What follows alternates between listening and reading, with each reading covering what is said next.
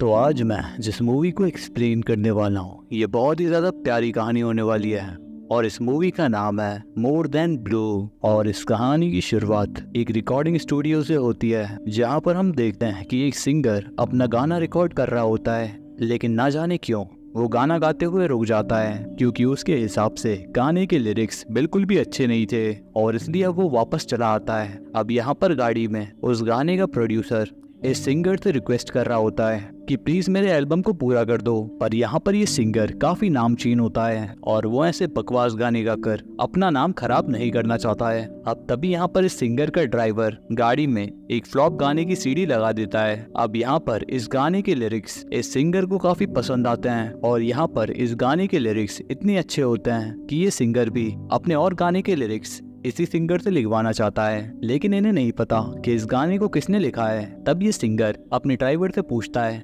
कि आखिर इस गाने को किसने लिखा है। तब ये ड्राइवर बताता है कि ये सीडी उसके दोस्त ने उसे दी है जो कभी एक म्यूजिक स्टूडियो में काम करता था, लेकिन अब वो एक रेस्टोरेंट में काम करता है। अब डायरेक्टर ड्राइवर को उस लड़के के पास चलने को कहता है और तीनों ही वहाँ से निकल जाते हैं और आखिरकार एक रेस्टोरेंट में उन्हें वो लड़का मिल जाता है और वो यहाँ पर बताता है कि जिस लड़की ने इस गाने को लिखा था उस लड़की का नाम क्लीन था, लेकिन जब स्टूडियो में काम करने वाले के नाम के लड़के ने अपना काम छोड़ा तो उसने भी अपना काम छोड़ दिया क्योंकि वो दोनों एक दूसरे से बेइंतहा प्यार करते थे। लेकिन अब वो बदकिस्मती से इस दुनिया में नहीं रहे। लेकिन अब इन लोगों का इस कहानी में और भी ज्यादा इंटरेस्ट बढ़ जाता है और अब यहाँ पर ये लड़का उनकी पूरी कहानी बताने लगता है, जहाँ पर अब कहानी कुछ साल पीछे जाती है और अब हमें यहाँ पर एक हाई स्कूल की लड़की को दिखाया जाता है जो कि स्कूल के कोने में खड़े होकर स्मोक कर रही होती है और इस लड़की का नाम केट होता है। और तभी एक लड़का ग्राउंड में दौड़ रहा होता है और यहाँ पर ये लड़का दौड़ दौड़ कर इतना थक जाता है कि वो एक बेंच पर जाकर लेट जाता है। तब यहाँ पर केट उसके पास आती है और अपनी सिगरेट का धुआं उसके मुंह पर छोड़ देती है, जिससे बेचारे कैंग की हालत और भी ज्यादा खराब हो जाती है। अब यहाँ पर केट सामने देखती है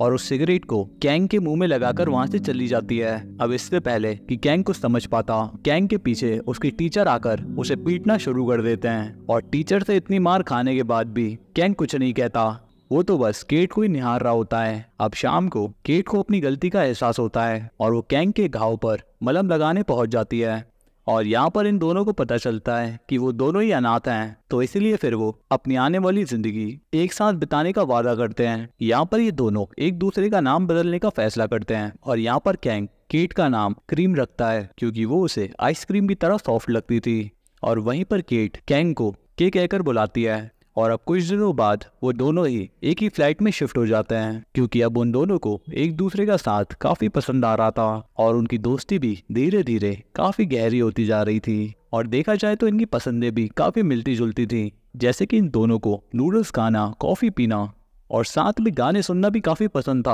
और तो और सबसे बड़ी बात, वो दोनों ही वो स्कूल के नाम से दूर भागा करते थे। और अब धीरे धीरे दिन बीत जाते हैं और उन दोनों को एक दूसरे का साथ जन्मों जन्मों का लग रहा होता है और ऐसे ही धीरे धीरे दिन बीतते जाते हैं और उन दोनों को एक दूसरे का साथ बहुत ही अच्छा लग रहा था। और अब स्कूल भी खत्म हो जाते हैं और अब ये दोनों एक साथ ही एक स्टूडियो में काम करने लगे। और अब इनके सच्चे प्यार के बीच कोई एक दीवार थी, तो वो थी की कैंसर की बात जो कि उसने क्रीम से छुपा कर रखी थी क्योंकि वो नहीं चाहता था कि केट को किसी भी तरीके से इस बारे में पता चले और उसे दुख पहुंचे, क्योंकि कैंग उससे इतना प्यार करता था कि वो उसे हर पल हर एक सेकंड प्यार ही प्यार देना चाहता था। और स्टूडियो में केट का काम गाने के लिरिक्स को लिखना होता है, वहीं कैंग शो को मैनेज करता था और दोनों ही अपने अपने काम में काफी अच्छे थे क्योंकि केट के लिरिक्स गाकर घटिया सा घटिया सिंगर भी काफी फेमस हो जाता था। पर अब एक दिन स्टूडियो में एक बहुत ही बेकार सिंगर आती है जो चाहकर भी बिल्कुल भी अच्छा नहीं गा पा रही होती। अब इसका गुस्सा म्यूजिक डायरेक्टर केट के ऊपर निकालता है और वो उससे कहता है कि तुम्हें लिरिक्स लिखना नहीं आता और वो यहाँ पर केट को काफी ज्यादा बेइज्जत करता है, जिस पर गुस्से में केट काम छोड़कर भाग आती है। और वहीं दूसरी तरफ वहीं हॉस्पिटल में कैंसर से जूझ रहे कैंग को डॉक्टर बताते हैं कि अब उसके पास ज्यादा समय नहीं है और ये बीमारी उसे उसके पिता से मिली है और उनकी भी मौत कुछ इसी तरीके से हुई थी। लेकिन कैंग को अपनी मौत का बिल्कुल भी डर नहीं था, उसे तो बस केट की ही चिंता थी कि उसके बिना वो कैसे रहेगी। अब घर लौटते कैंग जब केट को उदास देखता है तो वो समझ जाता है कि जरूर स्टूडियो में ही कुछ हुआ है। तब वो उससे इस बारे में पूछता है। तब यहाँ पर केट उसे बताती है कि डायरेक्टर को उसके लिरिक्स अच्छे नहीं लगे और इसलिए अब उसने काम छोड़ दिया है। तब यहाँ पर कैंग प्यार से उसे गले लगाता है और उससे कहता है कि जिंदगी में उतार चढ़ाव तो चलते रहते हैं, तुम परेशान मत हो, सब कुछ ठीक हो जाएगा। तब यहाँ पर केट काफ़ी ज़्यादा इमोशनल हो जाती है और वो कैंग से पूछती है कि अगर तुम्हें कभी दूसरा जन्म मिले तो तुम क्या बनना चाहोगे। तब कैंग कहता है कि मैं सब कुछ बनना चाहूँगा सिवाय इंसान को छोड़कर। और वो कहता है कि मेरे हिसाब से तो मुझे कोई अंगूठी, डायरी या चश्मा होना चाहिए ताकि तुम हमेशा मुझे अपने दिल से लगा कर रख सको और मैं टूटने के बाद भी तुम्हारे इर्द गिर्द ही रहूं। और यहाँ पर केट कैंग से उसकी जिंदगी का कोई राज पूछती है जो कि वो उसे बताना चाहेगा। तब कैंग कहता है कि हाँ, मैं तुम्हें बहुत पसंद करता हूँ। और जब केट उससे उसकी आखिरी विश के बारे में पूछती है तब कैंग कहता है कि मैं तो बस इतना ही चाहता हूँ कि मेरी लास्ट विश होगी कि तुम्हें अपनी जिंदगी में एक बहुत ही अच्छा लड़का मिले जिससे शादी करके तुम अपनी जिंदगी बहुत ही अच्छे तरीके से बिता सको। अब ये सुनकर केट थोड़े गुस्से में आ जाती है और वो कैंग से कहती है कि क्या तुम्हारे हिसाब से मैं तुमसे शादी नहीं कर सकती। तब कैंग बात को ये कहकर टाल देता है कि मैं तुम्हारे लिए इतना अच्छा नहीं हूँ और वो अपनी बीमारी की बात बड़े ही आसानी से छुपा लेता है। और कुछ दिनों बाद केट को एक नए स्टूडियो में अपनी जॉब मिल जाती है और अब वो जब यहाँ पर कॉफी पीने के लिए जाती है तो उसे वहाँ पर कॉफी मशीन के पास कोई भी कप नहीं मिलता। तो तब यहाँ पर वो उस कॉफी मशीन के सामने बैठे हुए एक डॉक्टर का कप लेकर उसी में अपनी कॉफी पी लेती है और फिर उस कॉफी को पीकर वो उस आदमी से कहती है कि मैंने तुम्हारे जूठे कप में कॉफी पी है लेकिन इसे गलती से भी किस्मत समझ लेना। और ये कहकर वो वहाँ से चली जाती है। अब अगले दिन केट को अपने ओरल चेकअप के लिए उसी डॉक्टर के पास जाना पड़ता है जो कि पिछले दिन उसी के स्टूडियो में आया होता है। और चेकअप के बाद वो डॉक्टर जोहन केट को बताता है कि तुम्हारे दांतों में थोड़ी सी कैविटी है लेकिन वो बहुत ही जल्द ठीक हो जाएगी। तब यहाँ पर केट बड़े ही मजाकिया अंदाज में कहती है कि पहले दिन तुमने मुझे किस किया और दूसरे दिन आज तुमने मेरे मुंह के अंदर झांका, तो इस हिसाब से हमें तीसरे दिन क्या करना चाहिए। अब ये सुनकर बेचारा डॉक्टर काफी शौक रह जाता है क्योंकि उसे पता नहीं है कि उसे क्या कहना चाहिए। अब घर आकर केट कैंग को उस डॉक्टर के बारे में बताती है और वो उससे कहती है कि मुझे लगता है कि मुझे उस डॉक्टर से प्यार होने लगा है। अब ये सुनकर कैंग उसकी बातों को पूरी तरीके से अनसुना कर देता है और उसे कोई जवाब नहीं देता क्योंकि उसे पता था कि वो चाहकर भी कभी भी केट का नहीं हो सकता और इस लाइफ में तो बिल्कुल भी नहीं। और ये सोचकर वो काफी रोता है लेकिन आखिर वो चाहे भी तो क्या करे, इसके अलावा उसके पास कोई चारा भी नहीं है। अब अगले दिन यहाँ पर कैंग उस स्टूडियो में जाता है और उस डॉक्टर के बारे में सारी जानकारी इकट्ठा करता है, ना सिर्फ उसके परिवार के बारे में बल्कि उसकी खुद की हेल्थ कंडीशंस के बारे में भी कि कहीं उसे उसी की तरह उसके परिवार में भी कोई बीमारी तो नहीं है। और उधर केट जोंगुन को एक ड्रिंक ऑफर करती है और वो मान भी जाता है और दोनों ही रात को एक क्लब में जाते हैं और वहाँ पर जोंगुन उसे बताता है कि उसकी एंगेजमेंट हो चुकी है। लेकिन केट को इससे कोई फर्क नहीं पड़ रहा था, वो तो मानो डॉक्टर के प्यार में बिल्कुल पागल हो चुकी थी। अब इसके बाद अगले दिन स्टूडियो में जब सब अपने काम में बिजी होते हैं तभी वहाँ पर केट को अचानक से चक्कर आ जाते हैं और उसे जल्दबाजी में हॉस्पिटल में एडमिट करना पड़ता है। तब वहाँ पर केट हॉस्पिटल पहुँचती है। तब यहाँ पर डॉक्टर ये कहकर कैंग की बात को टाल देते हैं कि कैल्शियम की कमी होने की वजह से कैंग को चक्कर आ गया था और यहाँ पर कैंग ने ये सब कुछ डॉक्टर से कहने के लिए कहा था। अब ये सुनकर केट को काफी गुस्सा आ जाता है और वो कैंग के ऊपर चिल्लाती है और उससे कहती है कि आखिर ये कैसे हो सकता है, क्योंकि हम दोनों तो एक ही फ्लैट में रहते हैं और एक ही तरीके का खाना खाते हैं, तो मेरे शरीर में कैल्शियम की कमी क्यों नहीं होती। तब यहाँ पर कैंग कहता है कि ये सब कुछ इसलिए होता है क्योंकि तुम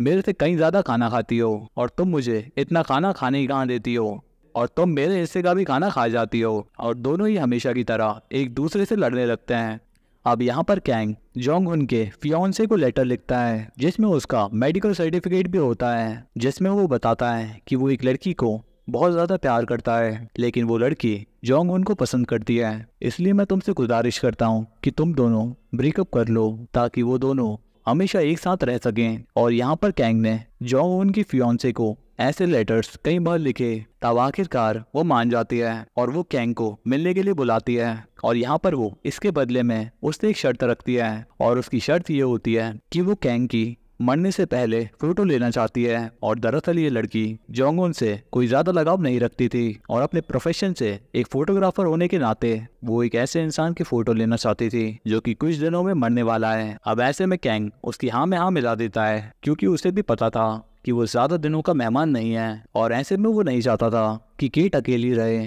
क्योंकि उसने अपनी जिंदगी का तो आधे से ज्यादा सफर अकेले ही बिताया है। और वहीं कैंग को भी मालूम है कि बिना माँ बाप की जिंदगी बिताना कितना ज्यादा मुश्किल है और इस जिंदगी की गाड़ी में किसी न किसी का साथ होना तो काफी जरूरी है। अब इसके बाद यहाँ पर कैंग और केट अपने कलीग के साथ डिनर पर जाते हैं और वहाँ पर जोंगुन भी आया होता है और यहाँ पर जोंगुन को देखकर कैंग वहाँ से चला जाता है क्योंकि वो चाहता था कि केट और डॉक्टर एक दूसरे के साथ ज्यादा से ज्यादा समय बिताएं। लेकिन यहाँ पर केट जोंगुन के साथ थोड़ा बहुत समय बिताकर वापस आ जाती है और वापस आकर वो कैंग के साथ ही खाना खाती है और वो उसके साथ ढेर सारी बातें करती है। और कुछ दिनों बाद कैंग डॉक्टर की फियांसे के पास जाता है और अपने वादे के अनुसार वो अपना फोटोशूट करवाने लगता है। और अब इस लड़की को जब कैंग की पूरी कहानी पता चलती है तो वो भी काफी ज्यादा इमोशनल हो जाती है और वो जल्दी से जाकर जोंगुन से अपना रिश्ता तोड़ देती है क्योंकि वैसे भी इन दोनों को एक दूसरे के अंदर कोई खास इंटरेस्ट नहीं था और ना ही वो एक दूसरे से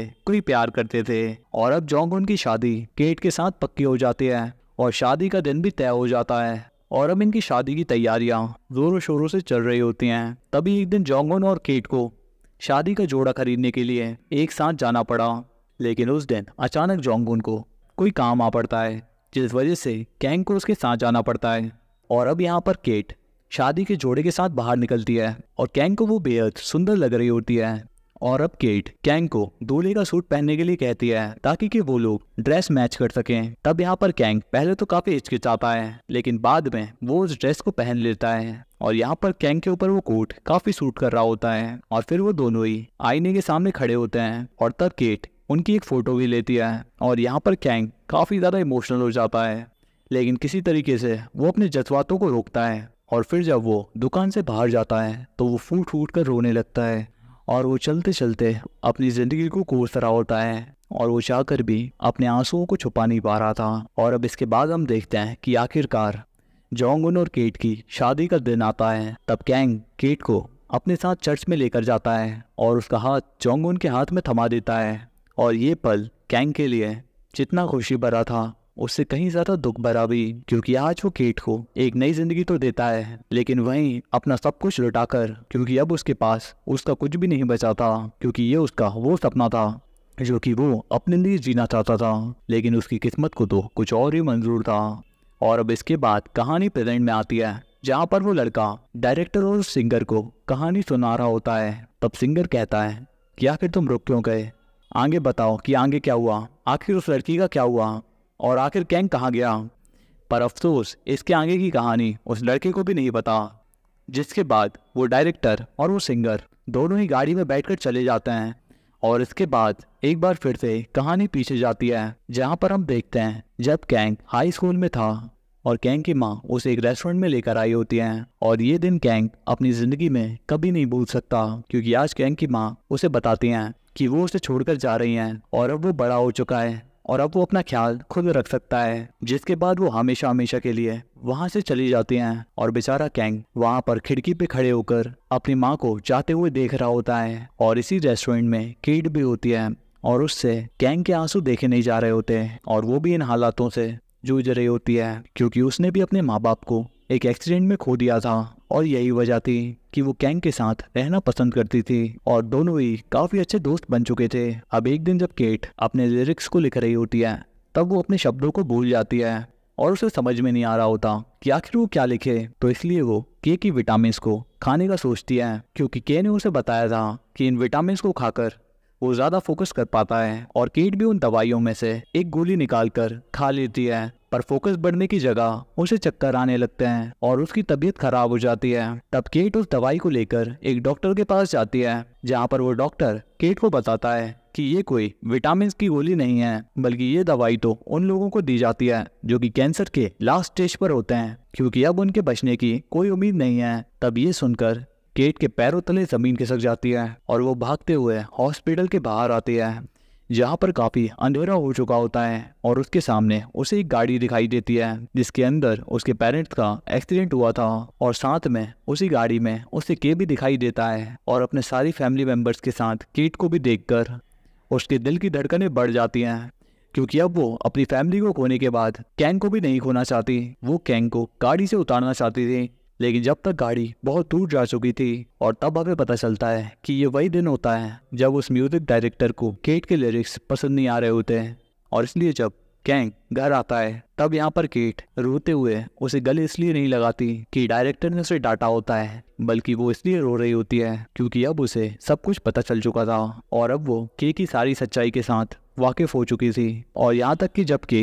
हॉस्पिटल में बेहोश होकर एडमिट हुआ था तब उसने रूम के अंदर जाने से पहले ही डॉक्टर और कैंग की बातें सुन ली थी और तब उसे यकीन हो जाता है कि कैंग उससे कितना प्यार करता है और वो नहीं चाहता था कि केट तक ये बात पहुंचे। और बस यही वजह होती है कि केट भी सब कुछ जानते हुए भी इतने दिनों से अनजान बनी हुई थी और यही वजह होती है कि वो जोंगन के करीब आई होती है। और हालांकि वो डॉक्टर से कभी भी प्यार नहीं करती थी, वो तो हमेशा से ही कैंग को अपना दिल दे चुकी थी और डॉक्टर के साथ प्यार का नाटक तो वो कैंग के लिए कर रही थी। और जिस दिन वो स्टूडियो में कलीग के साथ डिनर कर रही होती है तब जोंगन को देखकर कि बाहर चला गया था और उस दौरान भी केट की नजर कैंग के ऊपर थी और वहां पर कैंग चलते चलते वहीं पर लुढ़क गया था और तब केट भी उसके पीछे पीछे रास्ते पर चलने लगती है और तब वो चलते चलते फैसला करती है कि अगर कैंग आज पीछे मुड़कर देखेगा तो वो उसे सारी सच्चाई बता देगी और अपने प्यार का इजहार भी कर देगी। पर उस दिन के पीछे मुड़कर नहीं देखता। वहीं जब घर पर केट